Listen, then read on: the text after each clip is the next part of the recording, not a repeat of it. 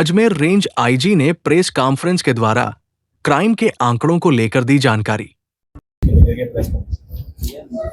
Basically आप लोगों को ये बताने के लिए लगभग साल भर होने आया है, तो हमारे जो आंकड़े, जो लेखा जोखा जो हमने काम किया है, बीच में जानता है कि आपको इस रेंज में भीलवाड़ा नया जुड़ गया था। पहले भीलवाड़ा जो उदयपुर रेंज में था, तो जुलाई 2024 में हमारी स्थिति क्या थी और अभी जून में हम किस स्थिति में हैं, ये आप लोगों को बताने के लिए, हमारा क्या कार्य करने में हमने क्या उपलब्धि हासिल की, क्या हमारी कमियां रही, इसके बारे में बताने के लिए आपको बुलाया है। तो बेसिकली तो मैं सबसे पहले तो अपराधों के बारे में जिक्र करना चाहूंगा कि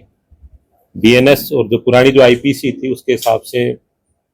रेंज अजमेर में सर्वाधिक 17% की कमी आई है, जो पूरे स्टेट में ये रेंजों में नंबर 1 है। स्लाइड सा थोड़ा सा कमी स्टेट में, लेकिन वो एक डिस्ट्रिक्ट शहर है। बाकी जितनी भी रेंज है राजस्थान की, उसमें अपराध में कमी आने में अजमेर रेंज प्रथम स्थान पे है। सर्वाधिक अपराध कम इसमें हुए हैं। इसी तरह से दूसरा, पुलिस की जो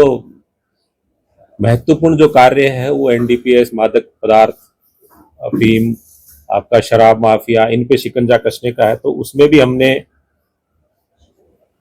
12% से अधिक की वृद्धि की। ये हमारा जो आंकड़ा है वो भी हमारा पूरे राजस्थान की सभी रेंजों में नंबर 1 है। आप लोगों को ध्यान होगा कि नए जो आपराधिक जो कानून आए उसके बाद में हर चीज का हमको टेक्निकल मौके पे जाके उसकी वीडियोग्राफी, फोटोग्राफी, टेक्निकल एविडेंस जो है वो कलेक्ट करनी पड़ती है। तो उसके बाद बहुत सारी चीजें लेके हमारा जो थोड़ी इसमें कमी आई थी, लेकिन इस चीज को लास्ट जुलाई के बाद में जो आपका 10-11 जो महीने हैं उसमें अब गति पकड़नी शुरू की, और जो नए कानून है उनके अनुरूप इस तरह के जो local and minor and special acts है उसके बारे में अवृद्धि हुई। उसमें भी जो अजमेर रेंज है पूरे राज्य में प्रथम स्थान पे है। तीसरा इंपॉर्टेंट पॉइंट आपका महिला अत्याचार संबंधी है। तो महिला अत्याचार में भी हम पूरे राज्य में अच्छे स्थान पे, और हमारी जो ओवरऑल देखा जाए तो माइनस 3rd और 4th के बीच में हम, और इसमें भी -7% के लगभग की कमी आई है। SC/ST का जो आंकड़ा है, राज्य सरकार की एक गंभीर इस बारे में रहते हैं कि महिला अत्याचार और अनुसूचित जाति जनजाति वर्गों के प्रति जो अत्याचार का जो आंकड़ा है वो एक महत्वपूर्ण, वो सरकार के लिए, पुलिस मुख्यालय के लिए और पुलिस के लिए बड़ा महत्वपूर्ण चुनौती होती है। तो उसमें SC/ST एट्रोसिटीज में हम करीब 34.29% का डिक्लाइन इसमें हुआ है। किसी भी जिले का या रेंज का या राज्य का अपराधियों के प्रति जो धरपकड़ है और संपत्ति संबंधी अपराधों में जो कार्रवाई का जो वृद्धि होती है, तो वो आमजन को उद्वेलित करता है। तो संपत्ति संबंधी अपराधों में पूरे राज्य में हम फिर अच्छी स्थिति में, और हमारे यहाँ करीब 39% का डिक्लाइन जो है संपत्ति संबंधी अपराधों में हुआ है। एक इंपॉर्टेंट पॉइंट जो था, बार बार मैं आपको कहता था, ITSSO जो हमारा महिला अत्याचार पोक्सो संबंधी जो मुकदमे थे उनके डिस्पोजल को लेके था। जुलाई में हमने जब ज्वाइन किया था, उसके बाद जुलाई का जो आंकड़ा देखा था उसमें हम राज्य में 12वें स्थान पे थे और हमारा बहुत नीचे था। बेसिकली ये जो स्कोर है आपका महिला अत्याचार पोक्सो संबंधी मामलों का,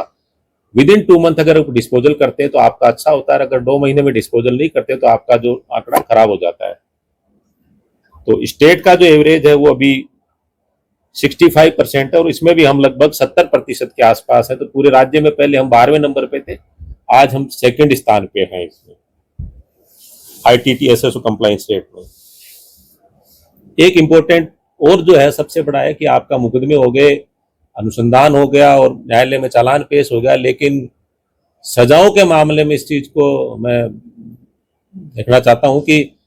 इस चीज पे सबसे ज्यादा फोकस रहती है। अगर दुष्कर्म के मामले या छोटी बच्चियों के साथ छेड़छाड़ के मामले या महिलाओं के अत्याचार के जो मामले हैं, वो स्पीडी इन्वेस्टिगेशन करके और स्पीडी ट्रायल करा करके लगभग 164 प्रकरणों में हमने इसमें सजा कराई, जिसमें ज्यादातर आजीवन कारावास के मामले में सजा हुई है। इसमें मृत्युदंड भी है 4 के 6 केस में। इसके अलावा एक इंपॉर्टेंट पार्ट है जो हमारा वेलफेयर का पार्ट है, उसमें अब तक 20 बोर्ड करा चुके हैं। जो 2015 के बाद में जो भर्ती पदोन्नति के जो काम रुका हुआ था, विशेष रूप से नागौर जिले में 10 साल से बहुत सारे लोग बिना पदोन्नति के रिटायर हो गए थे, तो वो हमने नागौर जिले में अकेले में नहीं ही 10 बोर्ड करवा दिए। तो 400 से अधिक जो प्रमोशंस हैं वो इस अवधि में किए गए हैं, क्योंकि ये काम जो है पहले चुनाव थे, चुनाव के बाद इसको फोकस करके और पदोन्नति जो अच्छे खासी पदोन्नति करा के और पुलिस कर्मियों का मनोबल जो है वो विकसित किया है।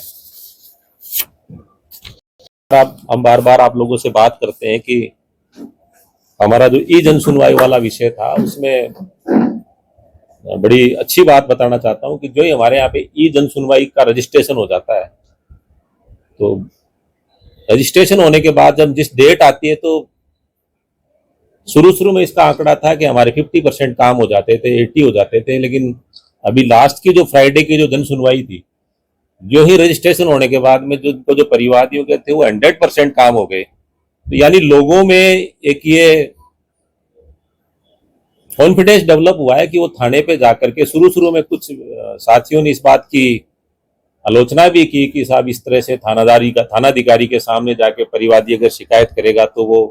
कैसे शिकायत कर पाएगा, कैसे वो अपनी बात कह पाएगा।